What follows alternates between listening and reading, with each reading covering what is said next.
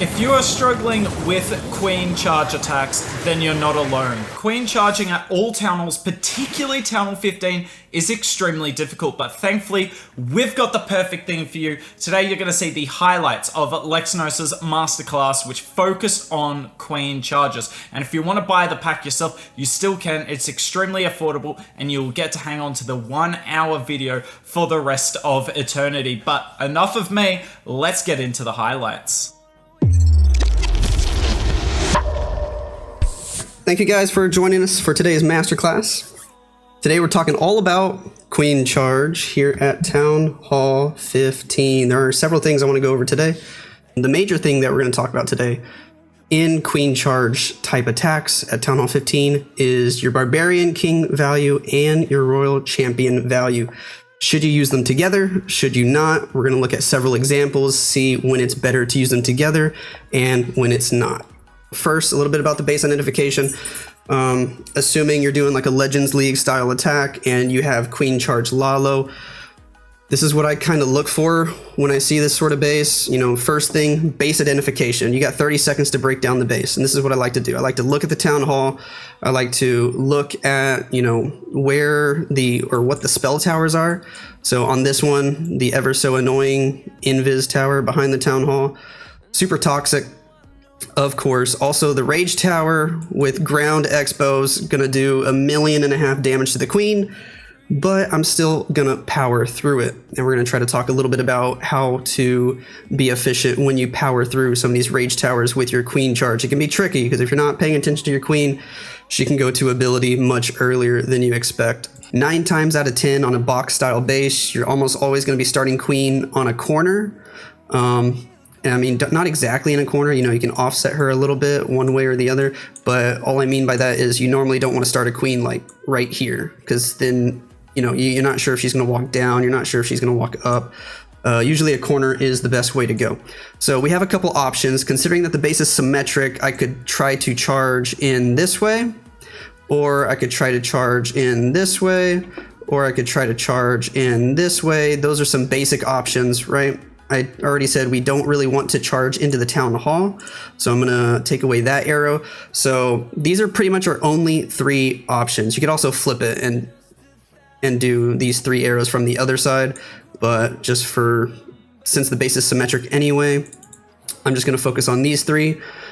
So you basically only have 3 ways to tackle this base if you don't want to charge the town hall. So I'm trying to think, where is the best possible value? Queen on the left, as soon as I notice this mortar lock on to my queen, I'm safe to drop the flame flinger.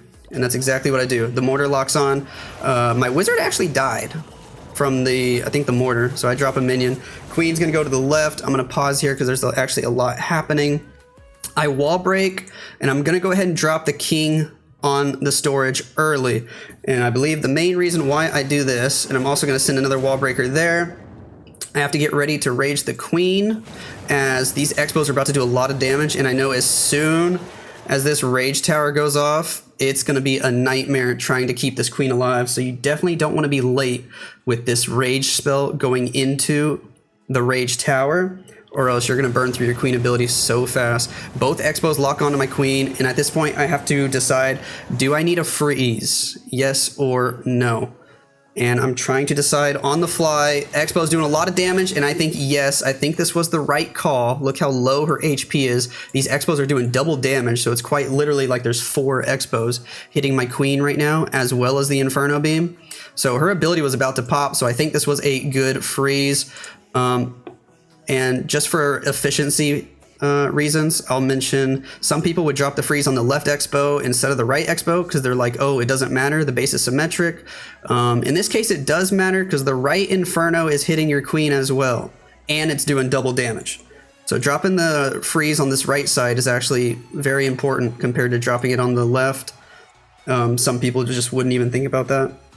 I have to decide. I still have a rage in my army camps, right?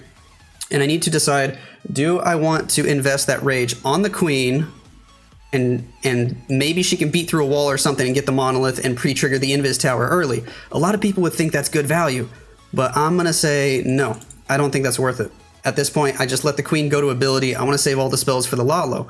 Queen still has ability. She'll be able to pick up both sweepers for me. She might even get the scatter shot. If not, the flame flinger is going to get it anyway. I'm focusing on my royal champion. I really want my royal champion to get the scatter shot and the enemy RC, so the Lalo has just this clear path to move through the town hall. Just in case you guys don't know how to place it perfectly, if you have a 2-tile gap between the town hall and a 3x3 structure like the monolith, you're going to want to place the spell, such as the freeze, on the open space that is next to the town hall, not the open space that is next to the monolith. So any of these 3 tiles would freeze all 3 buildings. That's also something you can easily practice in friendly challenges. So I'm like, okay, let's make it a little harder. Let's make it a poison tower. The poison might go off early on my Lalo, and then I still have to go through the Giga Poison, so this should be tougher. Let's see. So I'm going to go with pretty much the exact same plan. So we're going to go kind of quickly through the beginning part. The main differences here are going to be with the king and the royal champion. So there's the flame flinger as the mortar is locked on to my queen. I'm going to do the same wall breaks. I'm going to drop the king the same way, but this time, let's remember what happened to my king on the last attack. He walked left, he got this air defense, he went back out, and he just stayed on the outside of the base the entire time. This time, the only thing I'm going to change is I'm going to use one sneaky goblin right here at 10 o'clock, and that's actually going to push my king to where he goes in, he takes this mortar, he takes this archer tower, he's going to go beat on a wall, and he's going to distract some of these defenses while the royal champion comes in, and I think it's going to work out a little better. Let's take a look. Also on this one, in my head, I was thinking, okay, let's see how I can be more efficient with my spells. I'm going to try to only use 2 rages for the queen instead of 3. So notice I still had to use that first rage early, but the reason I'm able to not use the 3rd rage is because the first time we attacked this base, both X-bows were locked onto the queen early. I hope you guys remember that.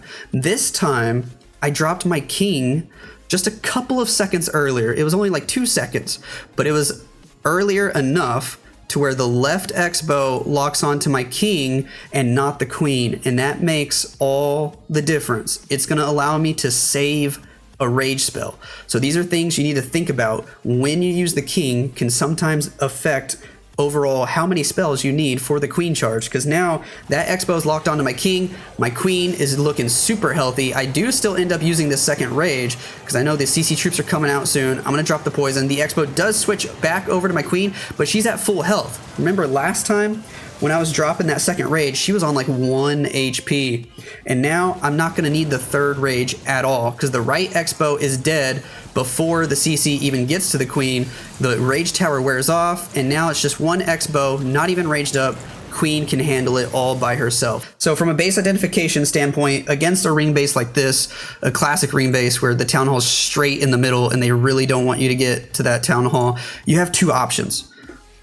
Just thinking about the town hall, you're either going to blimp the town hall and you're going to ignore the core, or you're going to find a way to brute force your queen all the way to the town hall. And I know it can sound scary, but I still think getting your queen to the town hall is usually the best option if you're able to manage it. So over here by the queen, she hits the Inferno Tower, Invis goes off, it's getting a little awkward. I'm trying to figure out which way is queen gonna go. I'm gonna freeze the multi, keep those healers alive, I'm gonna rage up the queen, and the base is designed in such a way that queen's just naturally gonna walk in here. So I'm gonna rage her up, I'm gonna drop the poison spell, she's going inside.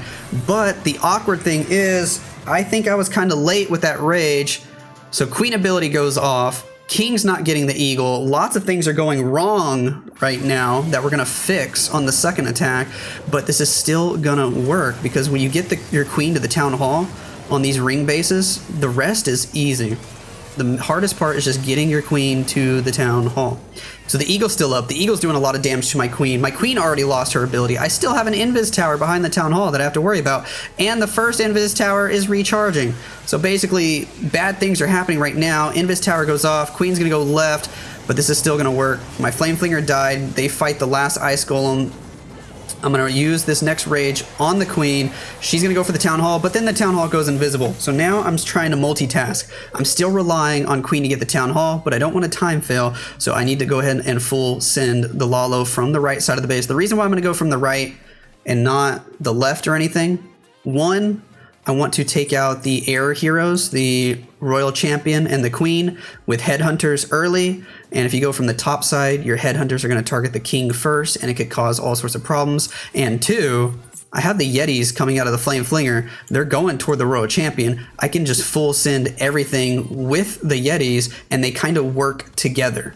Because the Yetis are distracting some certain things, such as the Royal Champion, such as the Monolith, and you end up getting better values. That's why I'm going to full send everything from the right side of the base here. I drop the Invis on my Queen and the healers, make sure the Giga Inferno's not doing too much damage. Queen does take the Town Hall, and the rest is pretty easy. How do you approach teaser or diamond bases where CC and all heroes are by the Town Hall? Good questions. That's probably something you would find a lot of in lower Legends League. Let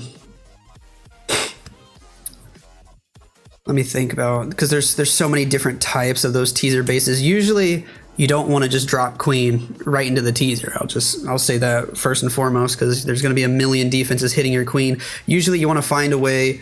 The best way to take advantage of those type of bases is typically somehow using a Warden ability to clear that section of the base. And I'm not saying Warden with your Queen, I'm just saying however you handle that part of the base, if you use Warden ability, you're going to be able to clear all of it without taking any damage, and that's typically the best way to go.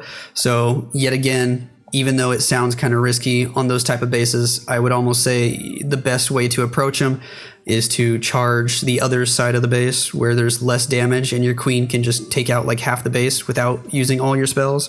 And then either use your King, Royal Champion, Warden all together, or just find a way to Lalo through the ugly teaser section of the base with a Warden ability, with a Rage, with some freezes. That's typically the most efficient way to take them out. So thank you, everybody. Hope you have a great day. Go practice your Queen charge, get better, get some clan class triples, and I'll see y'all later. Alright, that's the end of the highlights for you there. I hope you guys enjoyed them and maybe learned a thing or two about Queen charging. If you did, maybe think about buying the pack. All the links you could need are down in the description below. I couldn't recommend it enough. Hanging on to that 1 hour video for the rest of your life, perhaps. But that's it from us. If you enjoyed this Queen charging video, make sure you go watch the other Queen charge video we did recently on a channel of iPro. I will link it right here, probably. But that's it from us. Hope you enjoyed the video, and maybe we'll see you soon.